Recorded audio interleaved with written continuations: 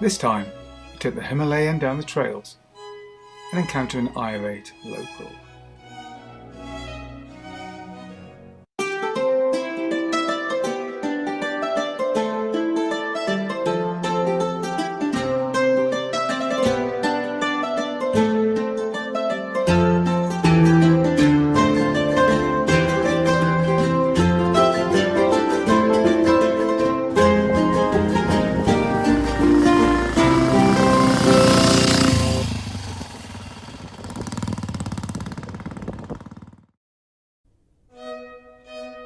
So it's winter time, time to curl up in front of the fire, watch the snow fall and enjoy hot cocoa with your loved ones.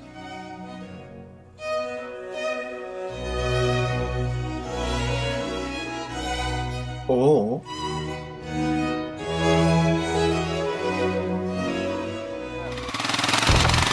you can hit the trails with your Royal Enfield Himalayan.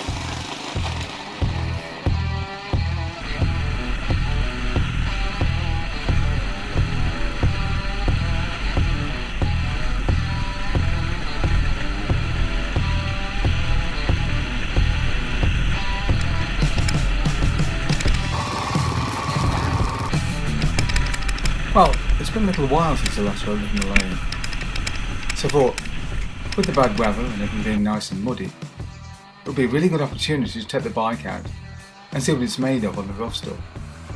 That's what it was designed for after all, wasn't it?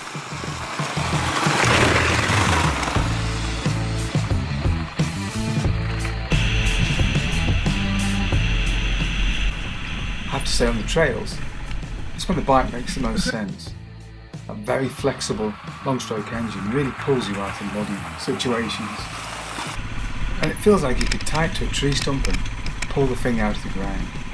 It really does generate loads of torque, this engine. It's ideal for these situations. So you don't need to use the gearbox very much to make good progress. Not that I did, because I'm by nature not really a trail rider. But this is the sort of simple, easy to use bike that really inspires confidence. It's very easy to use. Really enjoyable. I had a great time splashing around in the mud. Or at least for a few minutes I did, until I encountered one of the locals. The sound quality wasn't very good, so I'll attempt to translate. "Here, do you know you're on a private road?" "Ah, no, I didn't." "Is there a sign?" "Can you read?" "Yes, I can."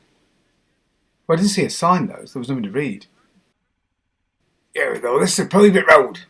"Well, as I said, I didn't see a sign." In truth, I really didn't see a sign. There was an uncomfortable silence before he countered with, "Well, I've seen you down my road a couple of times a time or two." "Well, I don't think you have, sir. I actually have never been down this road before on my motorcycle. But, you know, there are other motorcycles around in the world. There's definitely more than one of us. So, to say that you'd seen me that would definitely be a lie." "Don't you come that with me," he countered. "I'll have the police on you." "Fill your boots," I said. After all, I'm sure the local police have got nothing better to do than investigate a guy riding really slowly on a motorcycle down a muddy lane. After a few seconds' pause, he countered with the extremely incisive, "Fuck off back where you come from." And in truth, I'd actually travelled about half a mile from my house. Regrettably, that kind of attitude is what's fairly typical in Britain. In Britain, people have a very negative attitude towards motorcyclists. And it's slightly galling to think that I'd have been riding down there on a horse, churning up the road and spilling crap everywhere, he'd have just nodded good morning to me and carried on his way. But plod down there on a motorcycle and you're a menace to society. Now, I very much side with Ian Fleming when it comes to horses. He once said that a horse is dangerous at both ends and uncomfortable at the middle.